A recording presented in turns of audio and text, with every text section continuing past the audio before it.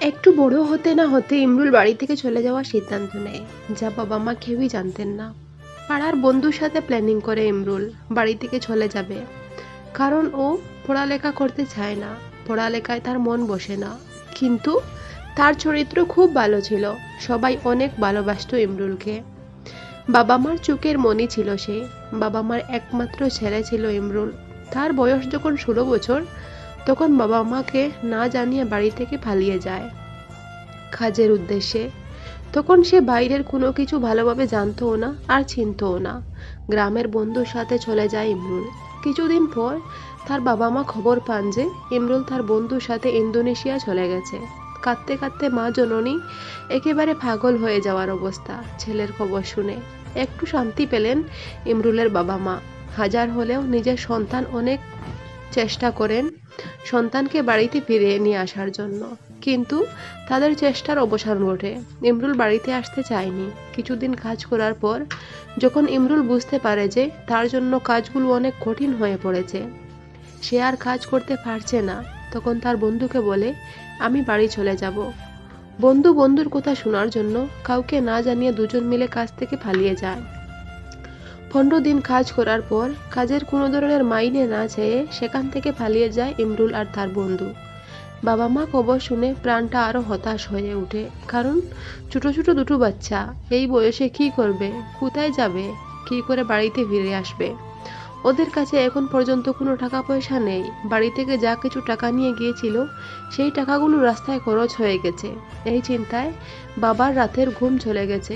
এই খবরটা ইমরুলের বাবা ইমরুলের মাকে শোনাননি, কারণ ইমরুলের মা এমনিতেই কাঁদছিলেন। সেজন্য ইমরুলের বাবা নিজের কাছে লুকিয়ে রাখেন ছেলের এই খবর। ইমরুল আর তার বন্ধু পালাতে পালাতে রাস্তায় একটা গাছের নিচে আশ্রয় নেয় দুজনে। সকাল থেকে সন্ধ্যা হয়েছিল, দুজন মিলে কিছু খায়নি। হঠাৎ ইমরুলের নজরে পড়ে সামনে একটা কাঁঠাল গাছ। গাছটা ছিল এমন একটা জায়গায়, যে জায়গায় কোনো মানুষ যেত না, কারণ জায়গাটা ভীষণ ভয়াবহ, সবাই ভয় পেত। কিন্তু ইমরুল আর তার বন্ধু এই ব্যাপারে কিছু জানতো না। পেটের ক্ষুধায় দুজন মিলে এই গাছ থেকে একটা কাঁঠাল নিয়ে আসে। জঙ্গলের রাস্তা দিয়ে যাচ্ছিল। জঙ্গলের গভীরে কাঁঠাল গাছ, জঙ্গলে অনেক লোক আসে। অবশেষে যারা বলে যে এই গাছের কাঁঠাল, পাকা কাঁঠাল বানরে পর্যন্ত খায় না, সেই গাছ থেকে ইমরুল নিজের হাতে গিয়ে কাঁঠাল পেড়ে এনে দুই বন্ধু মিলে বসে কাঁঠাল খায়। কাঁঠাল খেয়ে সেখান থেকে আবার চলতে শুরু করে। অবশেষে রাস্তায় এসে পৌঁছয় দুজন মিলে। যে জঙ্গলে সন্ধ্যাবেলা কোনো পশু পাখির ডাক শোনা যেত না, সেই জঙ্গলের রাস্তা দিয়ে এই বয়সে ইমরুল আর তার বন্ধু একা একা হেঁটে চলেছে। যা শুনে ইমরুলের বাবা কোনোভাবে নিজেকে সামলে রাখতে পারছিলেন না। ইমরুলের কাছে একটা ফোন ছিল। সবকিছু বাবাকে না জানালেও কিছু কিছু জিনিস ইমরুল তার বাবার কাছে শেয়ার করত। রাস্তায় এসে গাড়ি সিগন্যাল দিতে দিতে কোনো গাড়ি থামাচ্ছিল না। তখন রাত 8টা বেজে যায়। ওরা দুজন ভয় পাচ্ছিল, কারণ জঙ্গলের এরিয়া এটা, এখানে রাতে ড্রাইভাররা গাড়ি থামাতে পর্যন্ত ভয় পেত।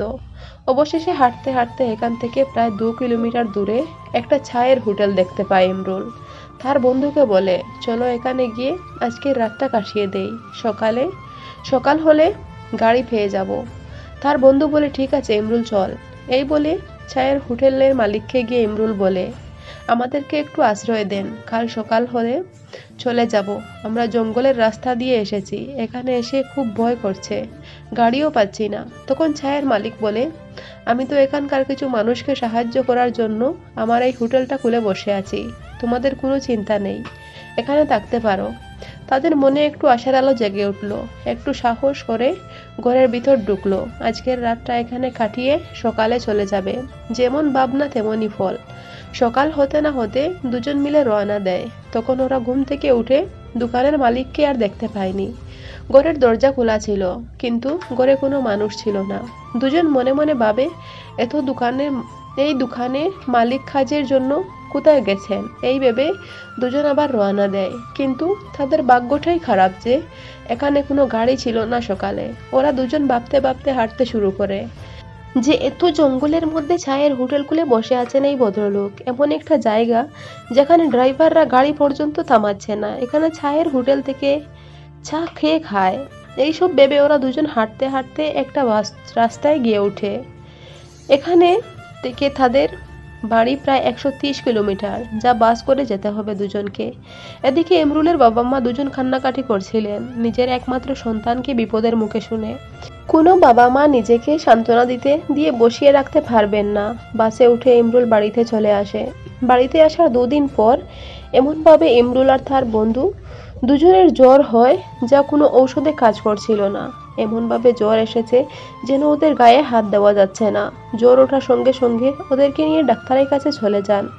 ইমরুলের বন্ধুকে ডাক্তার দেখানোর আগে কবিরাজের কাছে নিয়ে গিয়েছিলেন, তারপর ডাক্তারের কাছে নিয়ে যান। ইমরুলের বন্ধু পুরোপুরিভাবে সুস্থ হয়ে ওঠে। ইমরুলকে ডাক্তার দেখানোর পর ওর জ্বরটা আরও একটু বেড়ে যায়, যা দেখে বাবা মা ভীষণ ভয় পেয়ে যায়। সকালে ঘুম থেকে উঠে ইমরুলের পা দুটো অবশ হয়ে যায়। ইমরুল তার মাকে বলে, মা, আমাকে একটু হাতটা ধরে ধরে হাঁটিয়ে দাও তো, আমার পা দুটো কেমন যেন পাথর হয়ে যাচ্ছে, আমি হাঁটতে পারছি না। ছেলের কথা শুনে মা জননী ছেলের হাত ধরে হাঁটানোর চেষ্টা করছিলেন, কিন্তু কিছুক্ষণের মধ্যে এমন অবস্থা হয়েছে ইমরুলের সমস্ত শরীর পাথরের মতো শক্ত হয়ে যায়। তখন কাউকে নিজের শরীরে হাত দিতে দিচ্ছিল না ইমরুল। সঙ্গে সঙ্গে ইমরুলকে নিয়ে পীর সাহেবের কাছে যান ইমরুলের বাবা মা। সেখানে যাওয়ার পর পীর সাহেব বলেন, আপনারা আমার কাছে এসেছেন ঠিকই, কিন্তু অনেকটাই দেরি করে ফেলেছেন। এখন আর আমার মনে হয় না এই ছেলেটাকে বাঁচানো যাবে, কারণ ওর পুরো শরীরটা অবশ হয়ে গেছে।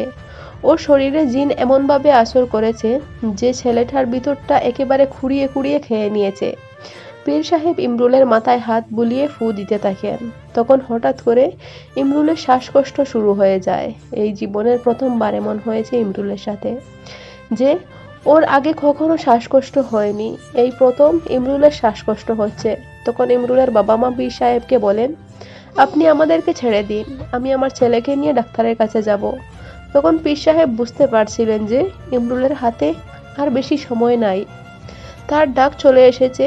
এবার তাকে এই মায়াবী পৃথিবী ছেড়ে বাবা মাকে ছেড়ে যেতেই হবে। কারণ সেদিন ওই গাছের কাঁঠাল খেয়ে ইমরুল খুব বড় ভুল করে ফেলেছে। প্রথম ভুল করেছে গাছ থেকে কাঁঠাল পেড়ে।